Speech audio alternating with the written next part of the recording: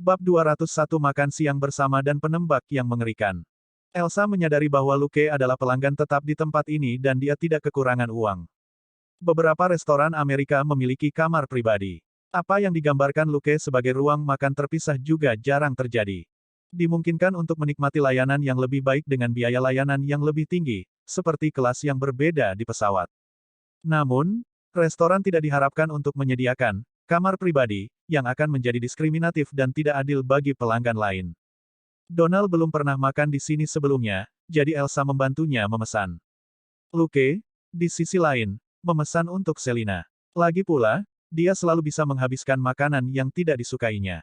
Jika Luke sudah kenyang, dia masih bisa mengemasi makanan untuk Dustin. Setelah makanan disajikan, mereka berhenti berbicara dan makan terlebih dahulu. Baru setelah kenyang, mereka mengobrol sambil minum. Tak satu pun dari kedua pihak berencana untuk merahasiakan kasus mereka, karena tampaknya mereka akan segera membatalkan kedua kasus tersebut. Mudah-mudahan, mereka mungkin menemukan lebih banyak petunjuk dengan berbicara satu sama lain. Lagi pula, kedua kasus itu memiliki banyak kesamaan. Misalnya, Margaret dan gadis yang meninggal karena overdosis narkoba sama-sama mahasiswa USC, meskipun mereka tidak saling kenal. Juga, gedung apartemen tempat gadis itu meninggal dulunya adalah milik William Johnson, yang terkenal di antara para penyewa. Ini memberi Donald petunjuk baru untuk dikerjakan, tetapi Elsa dan Luke masih tidak punya apa-apa untuk dikerjakan. Mereka mengemasi makanan yang belum mereka habiskan dan saling berpamitan. Donald dan Selina akan menyelidiki gedung apartemen, karena kematian gadis itu tampaknya merupakan cara William untuk mengusir para penyewa. Elsa dan Luke kembali ke departemen kepolisian untuk memeriksa pembaruan kasus mereka. Elsa juga menawarkan makanan tambahan kepada Dustin yang malang. Sudah lewat jam 1, tapi Dustin mungkin belum makan siang. Dia geli pada dirinya sendiri ketika dia mengantarkan makanan ke Dustin. Dia belum pernah menjadi pencium pantat seperti itu sebelumnya. Dia dekat dengan Dustin, tapi itu hanya tentang pekerjaan. Bagaimanapun, dia bukan wanita yang lembut dan perhatian. Tetapi setelah Luke menjadi pasangannya, dia entah bagaimana menjadi pemasok makanan tetap. Itu agak tidak nyata. Elsa dan Luke tetap berada di kantor polisi pada sore hari. Mereka mendiskusikan kasus itu sambil mencari informasi. Tapi itu tidak lama sebelum mereka menggelengkan kepala. Terlalu banyak orang yang menginginkan kematian William Johnson. Dari warga sipil hingga gangster hingga kelompok real estate yang kompetitif, terlalu mudah untuk menyusun daftar lusinan tersangka yang bisa menyerangnya, bahkan tidak termasuk yang di bawah tanah. Hanya dewa yang tahu berapa banyak hal jahat yang dilakukan William Johnson secara rahasia, dan berapa banyak musuh yang telah dia buat. Namun, Elsa dan Luke merasa bahwa ini mungkin kejahatan rasial. Menurut dua pengawal kelas atas yang bersama William ketika dia terbunuh, seseorang terbang di atas atap mobil dan menembaknya di kepala. Kecerdasan ini sulit dipercaya, tetapi masih dicatat karena kedua pengawal mengklaim hal yang sama, dan William benar-benar tertembak di kepala alih-alih wajahnya. Namun, terbang di atas mobil yang melaju dengan kecepatan 80 km per jam dan menembak kepala William melalui sunroof yang terbuka. Itu nyata. Elsa merasa sulit untuk percaya, tetapi Luke berpikir sebaliknya. Orang biasa tidak bisa melakukannya, tapi bagaimana dengan manusia dengan kemampuan supernatural? Luke bertekad untuk membujuk Elsa agar menyerahkan kasus ini karena kekuatan gaib mungkin terlibat. Penjahat itu tidak diragukan lagi tegas dan kejam, untuk meledakkan kepala William Johnson seperti itu. Bagaimana jika kepala Elsa diledakkan juga jika dia menemukan sesuatu? Sebagai calon bos Luke, Elsa sangat penting untuk masa depannya sebagai detektif polisi. Dia akan membiarkan Luke melakukan apapun yang dia inginkan selama dia efisien dalam memecahkan kasus. Luke kemudian dapat menghabiskan sebagian besar waktunya sebagai main hakim sendiri sambil menggunakan intelijen yang diperolehnya dari departemen kepolisian. Bos baru yang ingin dia ada setiap hari akan membuang-buang waktu. Ketika dia sedang sibuk bekerja, telepon Luke tiba-tiba berdering. Ekspresinya langsung berubah. Dia telah mengatur beberapa nada dering khusus di teleponnya, dan nada dering saat ini berarti bahwa Selina dalam bahaya besar dan meminta bantuan. Memasang lubang suara, dia dengan cepat menekan tombol putar untuk merekam pesan yang dikirim Selina. Selina berkata dengan tergesa-gesa, "Kami berada di gedung apartemen William Johnson. Ada penembak menakutkan di sini. Membantu." Luke mengambil kuncinya dan mulai berlari. Elsa tercengang. "Apa yang sedang kamu lakukan?" Luke berkata, "Selina bertemu dengan penembak tangguh di gedung apartemen William." Terkejut, Elsa mengikutinya setelah jeda singkat. Meskipun sepertinya itu bukan urusannya, kasus aneh yang terjadi di gedung apartemen William Johnson mungkin terkait dengan kematiannya. Elsa dan Luke sama-sama tahu alamat gedung apartemen itu. Mereka baru saja berbicara dengan Donald saat makan siang. Luke masuk ke mobil polisi dan bergegas keluar dari tempat parkir. Dia tidak bisa merasa lebih beruntung karena dia telah belajar mengemudi dasar. Menyalakan sirene, dia berlari di jalan. Gedung apartemen itu tidak jauh dari kantor polisi, dan Luke tiba 7 menit kemudian. Dia mematikan sirene tetapi tetap menyalakan lampu, sebelum dia dengan cepat masuk ke gedung. Dia kemudian menuju ke lokasi Selina. Luke telah memasang pelacak pada Selina, bukan untuk memantaunya, tetapi untuk menemukannya dalam keadaan darurat. Tapi dia tidak membutuhkan pelacak, dia sudah bisa mendengar suara tembakan. Itu bukan pertukaran yang sangat intens, tetapi mereka meledak secara berkala. Mengaktifkan hidung tajam, Luke menyadari bahwa segala sesuatunya tidak terlihat baik. Aroma darah Donald tercium di udara. Luke segera naik ke lantai 4. Dia mengeluarkan pistolnya. Bang, bang, menembak 2 kali tanpa ragu-ragu, dia memaksa orang yang telah melihat keluar tangga untuk mundur. Tapi Luke tidak santai sama sekali, dan bahkan lebih khawatir. Bab 202 Penembak Wanita Terbang dan Kemampuan Baru. Dia sekarang jauh lebih baik dalam menembak daripada sebelumnya. Dia tidak yakin berapa banyak orang yang bisa dia pukul setelah menggunakan peluru di senjatanya di Shackelford, tapi sekarang, presisinya bisa dibilang 100% pada jarak 20 meter. Para penjahat yang dia bunuh dengan senjatanya adalah target pelatihan terbaik. Selama operasinya di Paris, dia tidak pernah melewatkan satu target pun. Tetapi orang pertama yang mampu menghindari pelurunya dari jarak dekat telah muncul, bukan karena dia cepat, tetapi karena dia telah meramalkannya. Saat Luke mengangkat senjatanya, dia mulai mundur seolah-olah dengan naluri alami. Ya, itu adalah seorang wanita. Menahan sedikit keterkejutannya, Luke fokus. Setelah melewati serangan oleh keluarga Carlos, Selina jauh lebih tangguh daripada petugas wanita biasa. Jika dia mengatakan bahwa wanita itu adalah penembak yang menakutkan, maka wanita itu pasti luar biasa. Bang, bang, Luke menembak lagi, memaksa wanita itu untuk mundur menaiki tangga di lantai 4 ke lantai 5. Bang, bang, menekan musuh, Luke berlari ke sudut tangga dan berbisik, "Ini aku." Selina bersembunyi di balik patung batu di sudut dengan pistol di tangannya, tapi dia tidak mengatakan apa-apa. Sebelum Luke berlari, dia sudah melihat Donald, yang terbaring di tanah. Donald telah ditembak di bagian perut. Bibirnya pucat, tapi dia jelas senang melihat Luke. Semua orang di divisi kejahatan besar tahu betapa hebatnya Luke. Setelah menghabisi hampir 50 perampok profesional bersenjatakan senapan dalam 1 jam, dia diakui oleh divisi kejahatan besar sebagai detektif terberat mereka. Luke tidak takut wanita itu akan menyerang mereka lagi. Hidung tajamnya telah mendeteksi bahwa dia bergerak lebih jauh ke atas. Dia dengan cepat mengangkat pakaian Donald dan menekan lukanya. Dia langsung merasa lega. Luka Donald tidak fatal, Luke tidak perlu terlalu khawatir tentang itu. "Apakah kamu memanggil ambulans?" dia bertanya. Selin mengangguk. Luke berkata, "Kamu tinggal di sini dan lindungi dia. Tetap waspada." Dia kemudian bangkit dan berlari ke atas. Selina berkata dengan suara rendah, "Hati-hati." Luke kuat, tetapi penembak wanita tidak lebih lemah. Dia telah menembak Donald dengan 2 lawan 1. Seandainya Selina tidak berlatih dengan Luke dalam 6 bulan terakhir, dia mungkin akan ditembak juga. Dengan hidung mancungnya, Luke menyadari bahwa penembak wanita telah mencapai atap.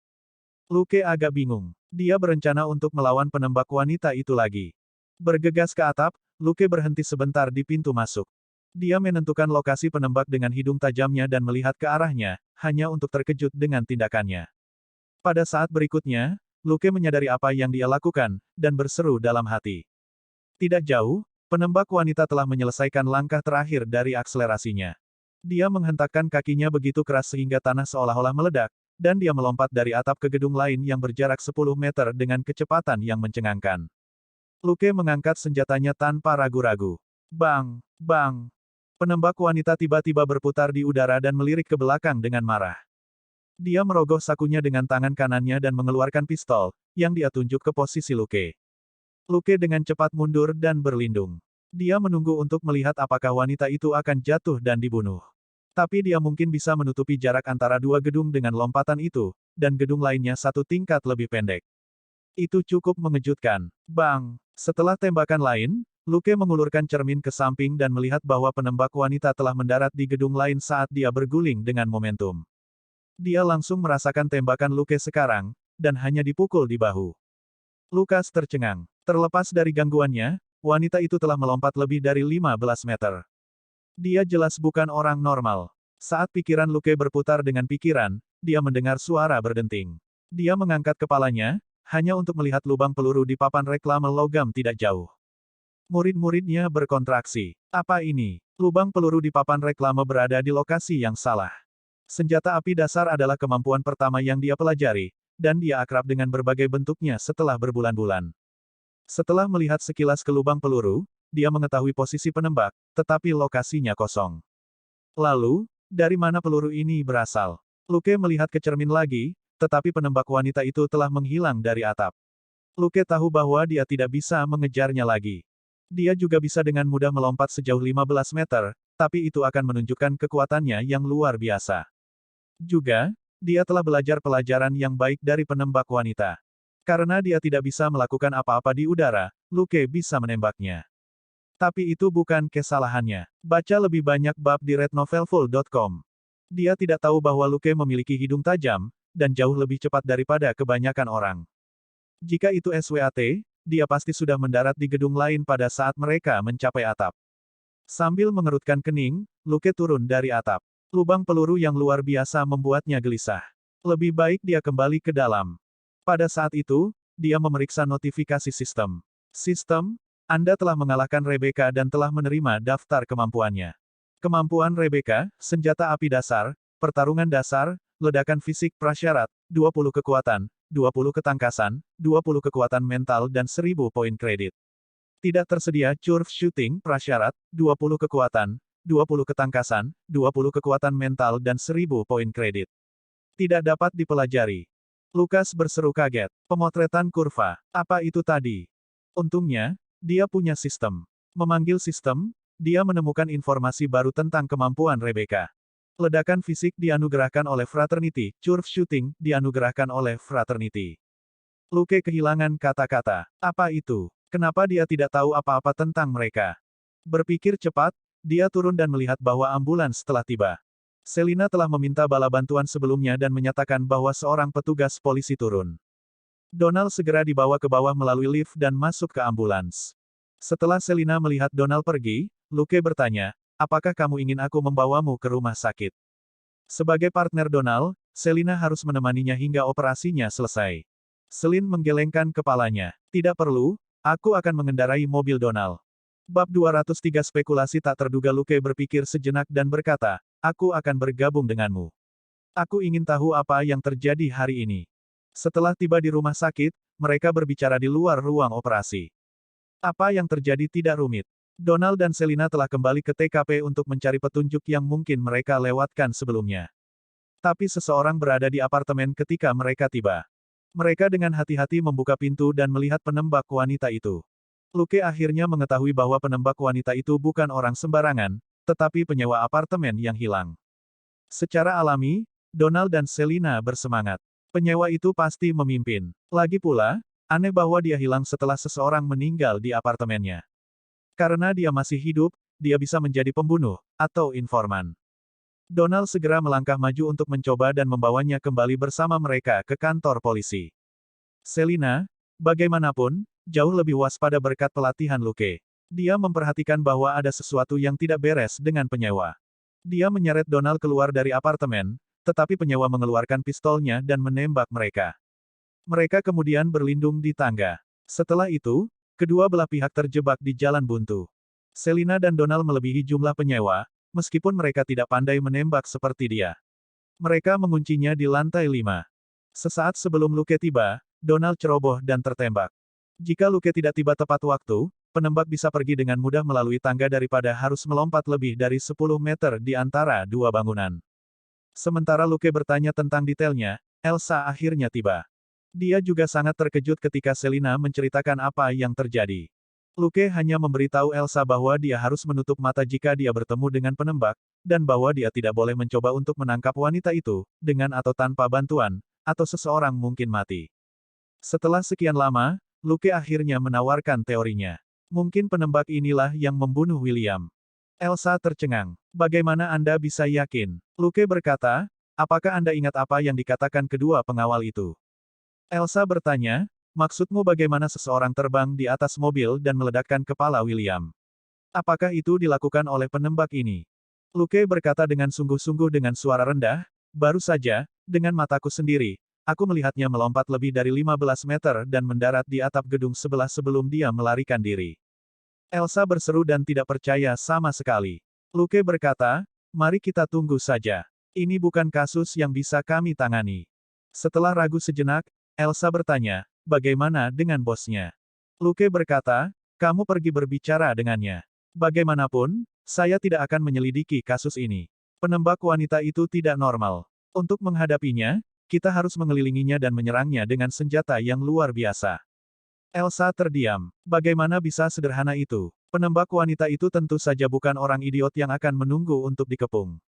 Mengingat kemampuannya untuk melompat 15 meter, hampir mustahil untuk mengepungnya sama sekali di kota ini. Setelah diskusi, Luke dan Elsa pergi, dan Selina menunggu di rumah sakit untuk Donald keluar dari operasi. Luke dan Elsa kembali ke gedung apartemen, yang telah dikunci oleh polisi.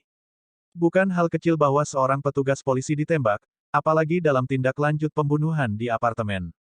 Luke dan Elsa kembali ke atap. Luke memeriksa area itu serta lubang peluru di papan reklame logam. Pada akhirnya, dia menyadari bahwa peluru itu ditembakkan oleh penembak wanita itu sendiri. Pelurunya memang melengkung. Elsa, di sisi lain, melihat jejak kaki di mana atapnya retak, dan yakin. Meskipun bangunan itu agak kumuh, itu tetap tidak akan runtuh dengan mudah. Hanya kekuatan mengerikan seperti itu yang bisa mendukung lompatan 15 meter. Setelah mengetahui situasinya, Luke dan Elsa meninggalkan gedung apartemen. Setelah mereka kembali, mereka memberitahu Dustin apa yang terjadi, dan Dustin dengan sungguh-sungguh mengatakan kepada mereka untuk merahasiakannya, sebelum dia mengirim mereka pulang untuk beristirahat. Luke mengangkat bahu dan berkata, baiklah. Aku akan pergi ke rumah sakit. Kamu bisa pulang dulu. Elsa menggelengkan kepalanya. Aku akan mencari Margaret. Aku takut penembak wanita itu. Luke tidak berpikir bahwa itu mungkin, tapi itu masih sebuah kemungkinan.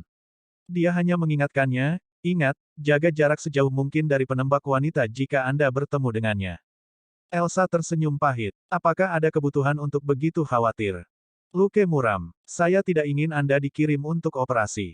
Jangan biarkan sesuatu terjadi padamu. Elsa mengangguk tanpa suara. Tidak ada yang menginginkan sesuatu terjadi pada pasangan mereka. Baca lebih banyak bab di rednovelfull.com. Luke kembali ke rumah sakit dengan sekantong makanan, air, dan pakaian hangat untuk Selina, karena dia tidak nyaman untuk mengambilnya sendiri. Di bangku di luar ruang operasi, mereka berbicara tentang penembak wanita lagi, dan Selina mengingat lebih banyak detail. Akhirnya, Luke dan Selina mengkonfirmasi hal yang sulit dipercaya, penembak wanita itu sama sekali tidak ingin melawan atau membunuh Selina dan Donald.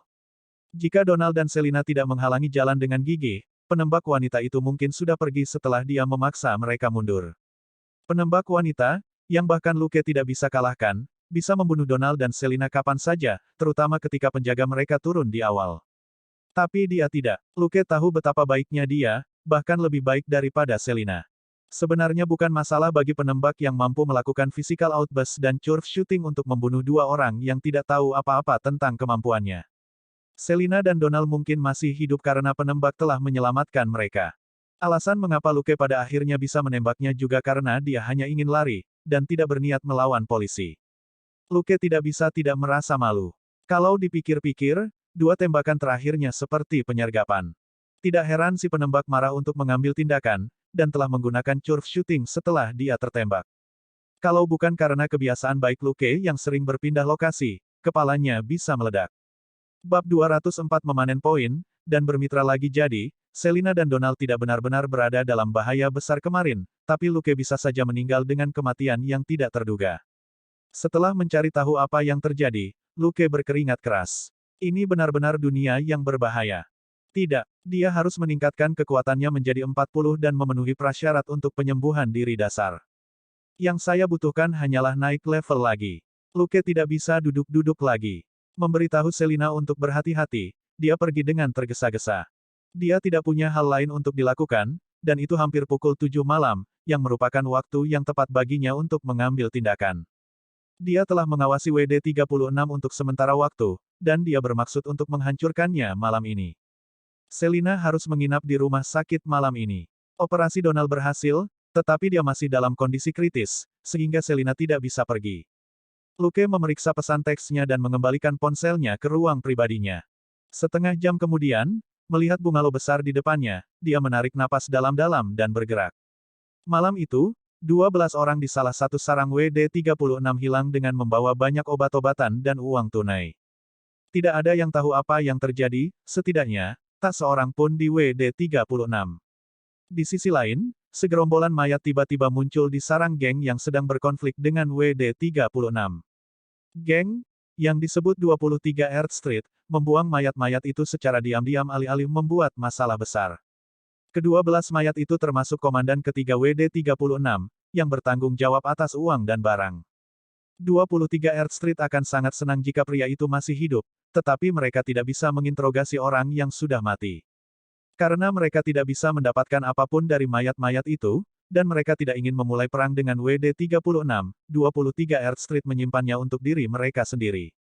Namun, kepala 23 Earth Street punya firasat buruk jika komandan ketiga WD-36 dapat dengan mudah dibunuh dan dibuang di wilayah mereka, tidak akan terlalu sulit bagi siapapun yang melakukannya untuk melakukan hal yang sama kepada mereka. Tapi sebelum mereka bisa mengambil keputusan, salah satu sarang di 23 Earth Street terbalik pada malam berikutnya.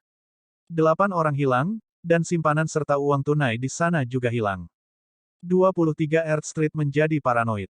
Apakah mereka juga diserang? Mereka cukup pintar, karena justru itu yang dilakukan Luke lagi. Dia bisa menyimpan mayat selusin orang di ruang pribadinya, tetapi dia tidak punya waktu untuk membuangnya, jadi dia membuangnya begitu saja ke gangster lain, yakin bahwa mereka tidak akan pernah berani memanggil polisi. Jadi, dia membuang mayat gangster 23 Earth Street di WD-36. Bagaimana jika kedua geng memikirkan kemungkinan dan bekerja sama untuk menghadapinya? Yah, itu akan lebih baik. Jika itu terjadi, dia bisa menyamarkan kematian para gangster sebagai akibat dari perkelahian antar geng, dan dia tetap tidak perlu menangani mayatnya. Luke tidak berhenti mengumpulkan poin setelah dia mulai. Setelah 5 hari, para gangster di dekat USC menjadi gila. 5 geng yang bermusuhan terlibat. Mengenai mereka sebagai layanan pembersihan gratis, Luke akan membuang mayat Gang A di Gang B, dan mayat Gang B di Gang C setiap hari. Akhirnya, geng tidak tahan lagi. Bos-bos besar tidak bertemu secara langsung, tetapi menyuruh antek-antek mereka berkomunikasi satu sama lain, berharap menemukan psikopat yang membantai mereka. Tapi saat itu, pembunuhan dan pembuangan terhenti. Pada hari ke-6, setelah 15 anggota geng kecil hilang bersama, tidak ada lagi mayat yang muncul, menandai berakhirnya pembantaian tanpa pandang bulu. Para gangster merasa lega. 6 kelompok orang, dengan total hampir 100 orang, telah meninggal. Itu adalah perburuan paling gila yang pernah ada.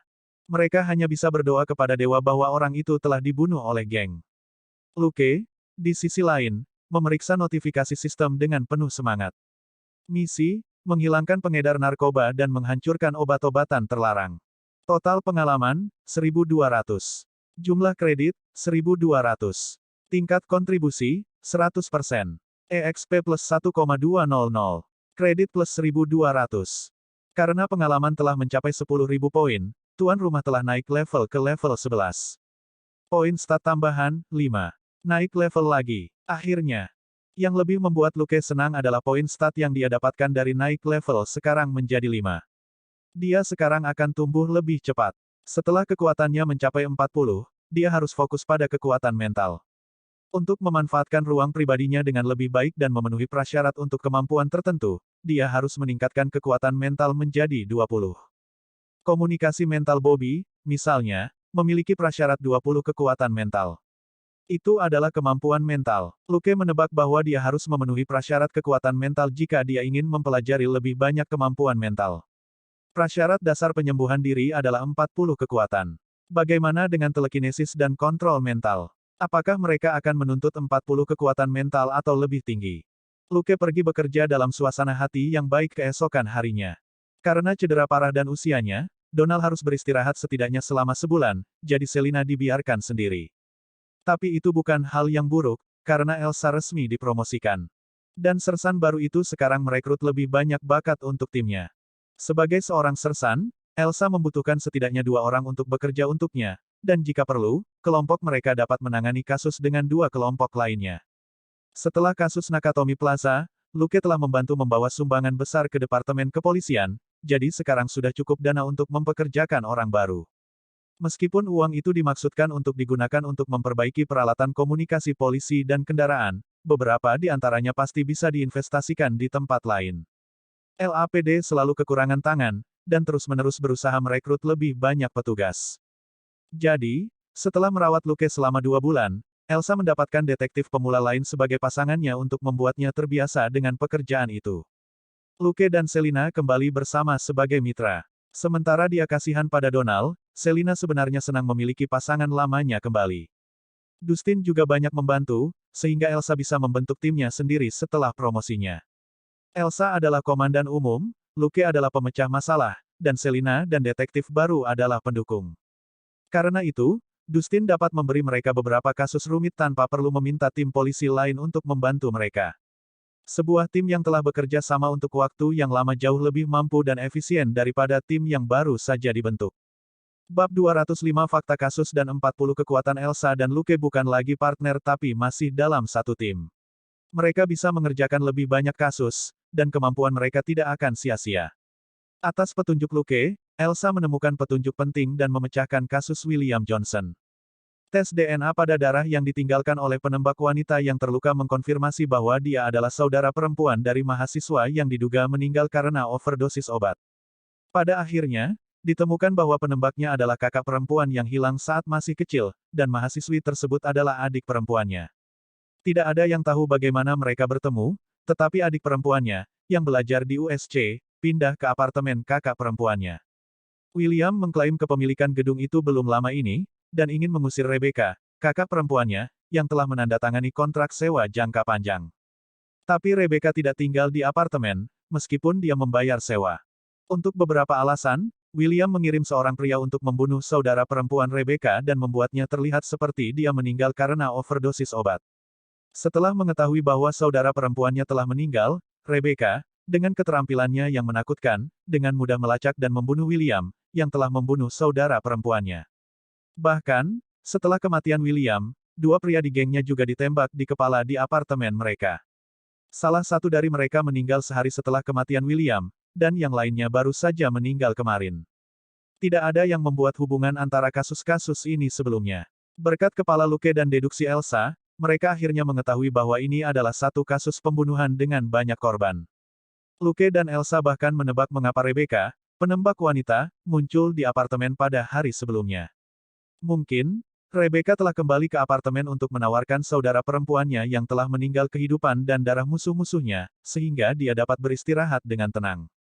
Dustin tidak melanjutkan kasus itu lebih jauh. Bagaimanapun, Rebecca telah menghilang, dan ada motif pembunuhan William dan bawahannya. Sekarang adalah titik yang baik untuk menutup kasus ini. Adapun Rebecca yang belum tertangkap, yang perlu mereka lakukan hanyalah memasukkannya ke dalam daftar orang yang dicari.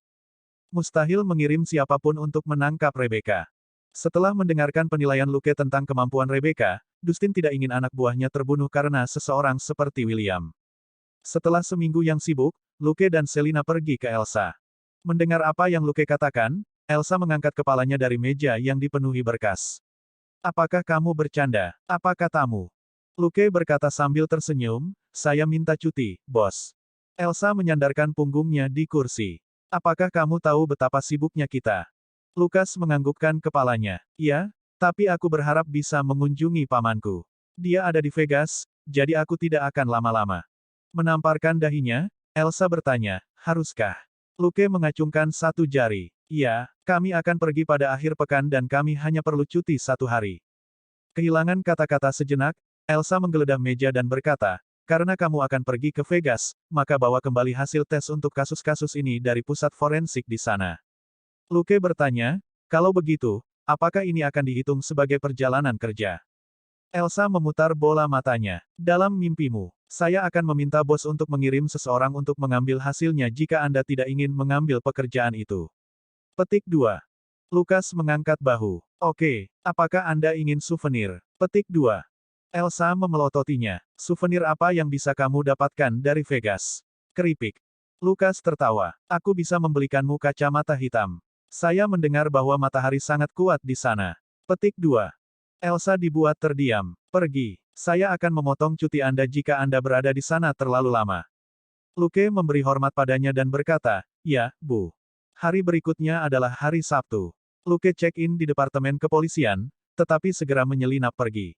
Selina memiliki hal lain untuk dilakukan di departemen kepolisian. Mereka akan terbang ke Las Vegas sore itu.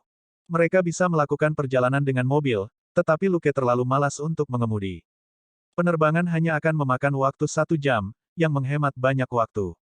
Setelah melakukan persiapan di rumah, Luke akhirnya menambahkan poin stat terakhir. 40 kekuatan. Dia segera ditangkap dengan penderitaan yang tak terbayangkan. Otot-otot di sekujur tubuhnya tampak berputar dan terbakar. Sambil menggigit handuk, Luke mengerang keras. Sial, aku tahu itu tidak bisa semudah itu. Arg. Ketika atribut utamanya mencapai 20, tubuhnya meningkat secara signifikan dan jauh lebih kuat dari sebelumnya. Apa yang akan terjadi ketika atribut utamanya mencapai 40? Luke telah membuat beberapa tebakan ketika dia ingat bahwa penyembuhan diri dasar membutuhkan 40 kekuatan. Dia berteriak selama hampir 1 jam, dan akhirnya melewati fase yang paling menyakitkan. Dia masih merasa tidak nyaman dan meringis kesakitan, tapi dia tidak berteriak liar lagi. Juga, Luke tidak bisa hanya berbaring di tempat tidurnya. Dia tahu bahwa dia telah kehilangan lebih banyak lemak tubuh lagi dalam 1 jam terakhir, tetapi dia tidak senang sama sekali. Kulitnya yang halus telah berubah sedikit kering. Jelas bahwa lemaknya dikonsumsi seperti orang gila. Sambil menggertakkan giginya melawan rasa sakit dan nyeri di otot-ototnya, Luke melahap makanan yang telah dia siapkan sebelumnya. Dia juga menyuntikkan dirinya dengan campuran cairan nutrisinya sendiri untuk mengisi kembali tubuhnya yang hampir terkuras. Dia kemudian mulai merasa tidak nyaman lagi. Proses peningkatan belum selesai, bahkan gelombang pertama belum berlalu. Dia merasa lebih baik sebelumnya karena sistem telah memperlambat prosesnya karena tingkat energinya yang rendah. Dengan suplai nutrisi baru, upgrade diaktifkan sekali lagi, meskipun tidak separah awalnya. Luke hanya mengertakkan gigi dan terengah-engah, dan mengubah penderitaan menjadi makan. Makan, minum, dan menyuntikkan dirinya dengan cairan nutrisi, Luke akhirnya selamat dari fase pertama peningkatan 5 jam kemudian. Dia hampir menangis. Itu sama mengerikannya dengan siksaan, dan dia bahkan tidak memiliki kemewahan untuk pingsan. Dia harus tetap terjaga dan mengkonsumsi sejumlah besar makanan dan energi untuk mempertahankan upgrade. Selama proses tersebut, Luke pergi ke toilet lebih dari 5 kali. Ketika kekuatannya mencapai 20, dia hanya pergi ke toilet sekali.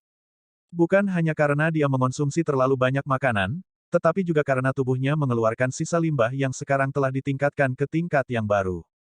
Bab 206 dilahirkan kembali dan pemulihan Luke merasa agak lemah saat ini, tetapi juga seperti melayang, seolah ada beban yang menggelinding darinya. Dia dengan agresif membersihkan dirinya di kamar mandi. Setelah beberapa jam terakhir, tubuhnya dipenuhi keringat dan hal-hal aneh lainnya, dan terasa cukup gatal. Keringat mengandung banyak kotoran yang dikeluarkan selama peningkatan. Mencucinya dengan air panas hampir seperti mengupas lapisan kulit. Setelah mandi selama 40 menit, Luke meninggalkan kamar mandi dengan perasaan sangat segar, dan duduk di halaman belakang. Dia merasa luar biasa, seolah-olah dia telah dilahirkan kembali. Bekas luka dan jerawatnya telah hilang, dan sebagian besar bulu tubuhnya juga rontok. Wajahnya juga lebih tampan dari sebelumnya. Upgrade juga telah pertumbuhan rambutnya, dan dia akhirnya bisa berhenti khawatir menjadi botak. Melihat langit di halaman belakang sambil menikmati secangkir teh, Luke merasa luar biasa. Dia memeriksa panel statistiknya. Luke, alias Luke Coulson. Kekuatan, 40 ketangkasan, 20 kekuatan mental, 15. Dia telah menambahkan poin stat tambahan ke mental strength. Dia tidak merasa sangat baik ketika meningkatkan kekuatan mental untuk pertama kalinya, tetapi efeknya jelas. Kepalanya terasa jauh lebih jernih dari sebelumnya. Dia tahu itu karena kekuatan mentalnya masih terlalu rendah. Peningkatan 8% jelas terlihat. Tubuhnya yang tumbuh lebih kuat dari hari ke hari membutuhkan pikiran yang lebih kuat. Kalau tidak, dia tidak akan bisa memanfaatkan seluruh kemampuan tempur fisiknya. Tentu saja, hal terpenting saat ini adalah kekuatannya telah mencapai 40. Sambil tersenyum, Luke dengan cepat membayar 10.000 poin kredit. Saat berikutnya, dia tidak bisa menahan diri untuk tidak mengerutkan kening. Oh, Sial, lagi. Seluruh tubuhnya gatal, seperti baru sembuh dari luka. Sambil menggertakkan giginya, Luke segera menyadari apa yang sedang terjadi. Peningkatan barusan telah menyebabkan luka ringan di tubuhnya. Jika dia tidak melakukan apa-apa, lukanya akan pulih secara alami dalam 1 atau 2 hari, tetapi karena dia baru saja mempelajari penyembuhan diri dasar Carol, itu secara otomatis diaktifkan, dan menyembuhkan luka ringannya. Lukanya tidak serius, dan pemulihan terasa seperti semut merayap di sekujur tubuhnya. Perasaan itu hilang 5 menit kemudian. Luka-luka kecil itu sembuh dengan cepat, tetapi lengan kirinya, yang telah mati rasa untuk waktu yang lama, masih gatal. Lengan kirinya, yang telah dipatahkan oleh monster di Wolf Kyle, mulai sembuh seperti orang gila. Lukas sangat bersemangat. Setelah menunggu begitu lama, lengan kirinya akhirnya bisa kembali normal. Saat berikutnya, dia merasa lapar lagi. Dia tidak punya pilihan selain kembali ke meja makan dan makan lagi. Tampaknya elementary self-healing juga menghabiskan energi. Lebih baik dia tetap di dalam. Luke membersihkan rumah sambil lalu dan memotong rambutnya sendiri. Dengan kekuatan dan ketangkasannya, tidak sulit baginya untuk memotong rambutnya menggunakan gambar yang dia temukan online sebagai panduan. Selina kembali pada pukul 4 sore. Dia agak terkejut dengan penampilan baru Luke. Luke hanya membuat alasan untuk pertanyaannya dan mengalihkan perhatiannya ke liburan yang akan datang. Mereka membawa mobil Luke ke bandara. Pukul 4:30, mereka naik pesawat, dan pukul 7, mereka sampai di Aurora Hotel di Las Vegas. Hotel bahkan mengirim mobil untuk menjemput mereka karena mereka telah memesan kamar sebelumnya. Kali ini, Luke telah memesan suite bisnis mewah, yang harganya $3.000 per malam. Selina berlari dengan penuh semangat di sekitar ruangan dan tertawa saat dia bermain dengan fasilitas. Luke mengatakan padanya bahwa dia akan beristirahat dulu, jadi Selina pergi ke kamar mandi untuk mandi. Meninggalkannya sendirian, Luke pergi tidur. Tubuhnya masih berubah setelah kekuatannya mencapai 40. Luke tidak perlu mengujinya untuk mengetahui bahwa dia lebih kuat dari sebelumnya. Berdasarkan pengamatannya ketika kekuatannya mencapai 20, dibutuhkan beberapa jam untuk menyelesaikan 1/4 dari peningkatan besar-besaran seperti itu, 24 jam untuk menyelesaikan setengahnya, dan sekitar 10 hari untuk peningkatan sepenuhnya selesai. Jadi, dia tidak akan melihat efek nyata dari 40 kekuatan sampai 10 hari kemudian. Itulah sebabnya Luke bermaksud untuk beristirahat malam ini sebelum melakukan apapun. Dia menelepon Grayson sebelum dia pergi tidur untuk melihat apakah pria itu bebas keesokan harinya. Old Grayson terkejut menerima telepon itu, tetapi senang Luke berkunjung. Dia sibuk dengan kasus yang menarik, jadi dia hanya mengundang Luke untuk menemuinya di pusat forensik. Luke berterima kasih padanya dan menutup telepon. Dia agak bersemangat memikirkan untuk mengunjungi pusat forensik Las Vegas, yang merupakan tanah suci bagi semua staf CSI di Amerika Serikat. Setelah membuat rencana, Luke yang kelelahan segera tertidur. Pukul 4 pagi, dia bangun. Dia mencuci muka dan menggosok giginya. Dia tidak membangunkan Selina karena dia masih tertidur lelap. Dia telah mengkonfirmasinya sendiri. Tidak ada yang tahu apakah Selina terlalu bersemangat tadi malam, tetapi dia tertidur di tempat tidurnya dengan anggota badan terentang, dan belum menutup pintu. Luke pergi tidur lebih awal tadi malam, dan tidak tahu apa yang dia lakukan di kamarnya. Dia hanya tidur tanpa pakaian dalam. Hal-hal indah dimaksudkan untuk dihargai. Luke menatapnya diam-diam selama 10 detik, sebelum dia menutup pintu Selina dan turun ke bawah, merasa puas.